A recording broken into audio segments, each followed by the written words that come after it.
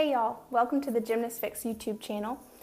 So I guess these are called episodes, yeah? So for our first episode, I wanted to talk about something a little bit more controversial. You know, it's really easy to say, oh, I'm gonna prevent gymnast low back pain, because that's super simple, yeah?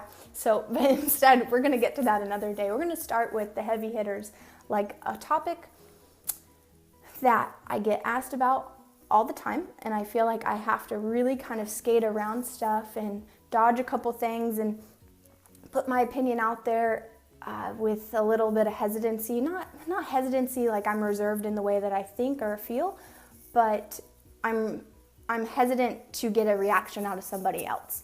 And that subject is icing. So whether or not icing should be our go-to option, should it be put on right away after an injury? Should it be put on in between practices or after practices during the week, just for kind of the typical, if you want to call them that, aches and pains that go along with gymnastics? So ice, is it our go-to option in gymnastics? Let me preface this with, these are my best educated opinions, right? These are coming from the research. These are also influenced by my clinical experience, my personal anecdotal experience, what I see within the gym, what I see with my patients, and then kind of combining that, like I said, with research. So here we go. All right, so just to give you a little background, and let me say this too, I want to keep this pretty surface. Like I'm going to back it up with some science, and enough science where you feel comfortable kind of teaching someone else about it, right? So if you're a practitioner out there, please take my words, take this, look in the research, mimic it, like give this stuff to your patients, start spreading this. If you look this stuff up and you read what I read and you feel the same way, why do we have to get stuck in this rut of doing the same thing just because it was recommended to us 10 years ago, 20 years ago?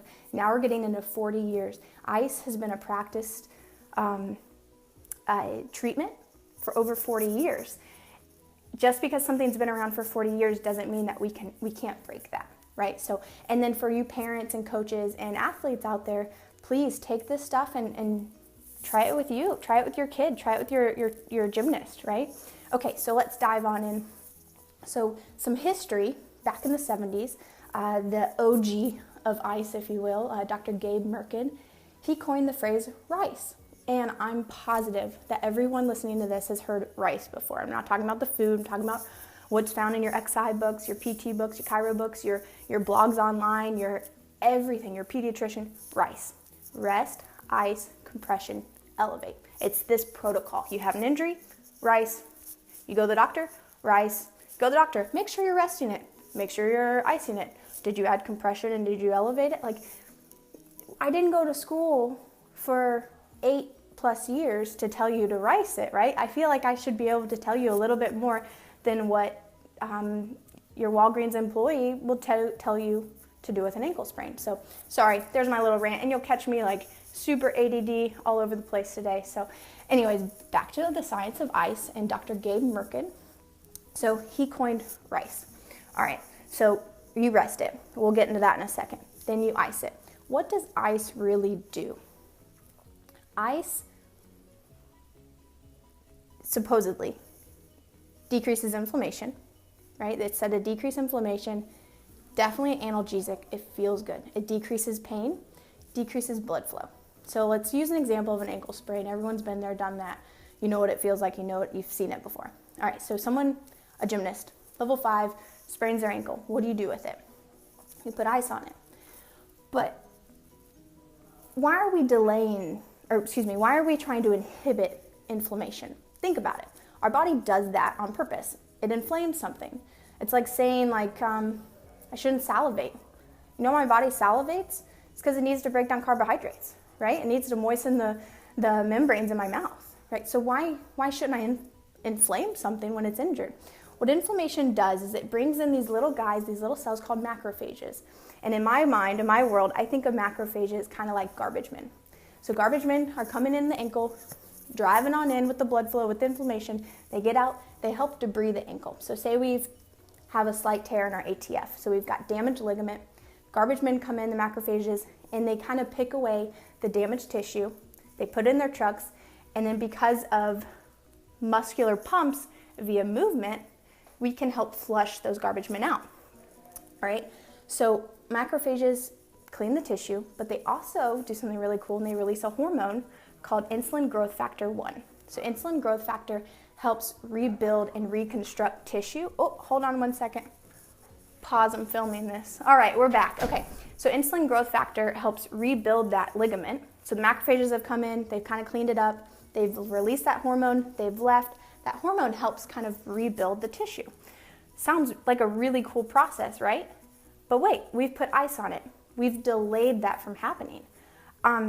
So we've delayed this really natural, cool tissue healing process that our body has designed for it for another time. But we've waited 20 minutes after we took the ice off, and now we're reapplying it. So we've delayed it even more. Well, how about the next day after practice when it hurts again, we put more ice on it? And it becomes this cycle. So are we ever really giving it a chance to heal? All right, I'm back. So I had someone walk in, so I was interrupted. So I left you with the question, does that really ever give it a chance to heal? I really don't believe that it does. It just creates this chronic cycle of tissue that's not getting the influences that it needs sent from your body, right? Okay, so let's talk about why I never say never. So I never say absolutely never use ice. That's kind of ridiculous, right? If you live on the premise of making everything black and white in your life, I think you're gonna miss out on a whole lot, but icing feels good. Feels good. We have gymnasts that are really beating up their bodies for a sport that they absolutely love. Say we're getting into season and we are just pretty spent from doing the same activity, the same repetition, the same routine over and over and over again, the hard landings. We're spent. Put some ice on it. Feel good. Sometimes we just need to feel good, right? So I can't deny the analgesic effects of ice. So I get really hyped up about, well, we gotta make sure that we're getting the proper inflammation in the joint, and we need these macrophages and blah, blah, blah. At the end of the day, it feels good, right? So I say balance out the use of ice. Is it your go-to? Maybe don't make it your go-to. Maybe make it a question, right? Is it the best time to put ice on something? So I hope that this gives you a little bit of power in your choice, right? We've got an acute ankle sprain, that sucker blows up.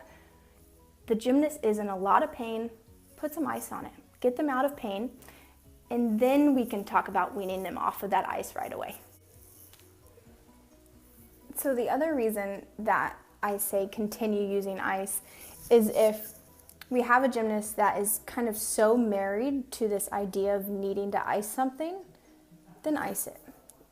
It might give us this take from this, investigate why we are so married to using ice. I know for me, for example, I'd finish practice, I'd have to put ice here, and walk out like a linebacker, right? Because I felt like I had to do that in order to be able to do practice or, work out the next day or compete that weekend. I had to do it after meets. And then I was just very sold and married to the idea that I needed it. If you would have made me go cold turkey from that, even if physically, biologically, I was fine, it would have been detrimental to me, right? I practice on this model. It's called the biopsychosocial model. This isn't rocket science. It's not groundbreaking, but I really think we've got 3 things that influence how we heal, how we feel. So our biology, which is all the sciencey stuff I talked about. When I say science, I was talking about garbage men, right? Garbage men within your joint. That's the science. So that's the biology of it. Then we have the psyche. So biopsycho, how the mind views an injury, views healing. That was why I was sold on ice. Not the physical part of it, not the biology, but the mental part of it. Then we've got the social, the surrounding. What does your coach say? What does your parents say? Your coach is like, man, you got to ice that. Did you ice it last night? Right? We're kind of being bombarded with that. So you got to address all levels when it comes to pain and injury. So if we have someone that's completely sold, they have to ice, don't strip it away from them. Perhaps them seeing this video, if you're anything like I was, seeing this video might show you some evidence that you don't really need it. You don't need it as much as you think you do.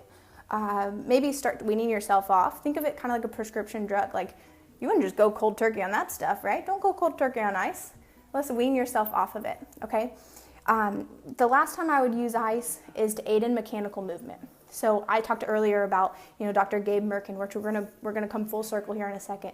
Dr. Merkin said RICE, rest, ice, compression, elevate. All right, so the rest part of it, I don't believe that's a great treatment option as well. So when we rest something, we become sedentary with that joint. When it's sedentary, it doesn't get the blood flow, the active blood flow that it needs. Remember, we bring in all that really great stuff for the joint, but then we got to pump it out. The garbage has to leave, right? Mechanical movement is the best way to do that. So it creates kind of muscle pumps, and they pump it out of there. So say we've got an ankle sprain, and that sucker hurts. It's not broken. It's non-surgical. We got to load that right now, okay? So we load the tissue. It creates muscle pumps. It comes out.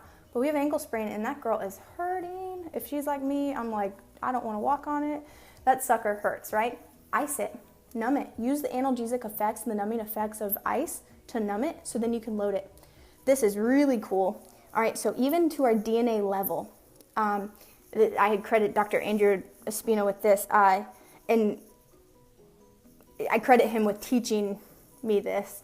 He would credit someone else, but he really packaged information for me so well. I really got a lot out of his seminars. If my practitioners out there that are looking to do them, loved it.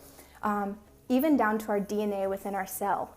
Everything in our body is changed and encouraged to grow and move through force, through mechanical force. So our DNA within our cell is encouraged to create a protein from the force applied to the microtubules and the structure of the cell itself. So if we have an ankle injury and we just kind of hang out and we sit down, and we were like, oh, we got to elevate it, we got to rest this for how many days, 4 to 6 weeks. We're not applying any of that force. We can't grow new tissue. We can't create new ligamentous tissue. We have to put force through it. So we ice it to numb it, we load it, we put force through it like that. Some of the tools that we have here at the farm, which is my husband and I's sports chiropractic clinic here in Birmingham, are 2 tools. We've got Mark Pro, which is kind of this way to apply involuntary mechanical force or movement into a joint. So say we have that ankle, we put Mark Pro on it, and it creates this involuntary contraction, which creates a mechanical pump, and we can flush fluids in and out, which is really awesome if I have someone that's so much in pain that I can't get them upright, can't get them putting force through their ankle. And then we have a Normatec. So Normatec is lymphatic compression. So imagine like giant blood pressure cuff, starts distally and works its way proximally and kind of squeezes, creates that drainage. Downfall of Normatec, it doesn't create the mechanical movement, but it does create some pretty good lymphatic massage. I'm not by any means like promoting them as an infomercial or anything like that. I just use them within my office, and I see the incredible benefits within my patients, my gymnasts, myself. So that's here at the farm. I'm going to link some links. I'm going to link some links down in the comment section for Normatec and Mark Pro, so y'all can look at them if you haven't heard about them, you're unfamiliar with them. And then I'm also going to link the farm and the GymnastFix to give y'all a little more information about that. So thank you guys so much for joining me on this heavy topic. Ice, is it your go-to option? It may be, and I hope this kind of educates you on which way you answer that, and know that that answer doesn't have to be black and white. It doesn't have to be yes today, yes tomorrow, yes the next day. It can be yes today, it can be no tomorrow. So thanks for joining me, guys. Look for a new episode next week. If y'all have topics that you're like, man, I really want to hear about this, let me know. It's not always going to be like super sterile like this with my textbooks. Oh, hey, Bucky. That's Bucky back there. My textbooks behind me and stuff. We're going to be out there in the open area in the gym kind of doing some movement stuff. So look for that next week, and I will see you guys then. You guys have a very Merry Christmas.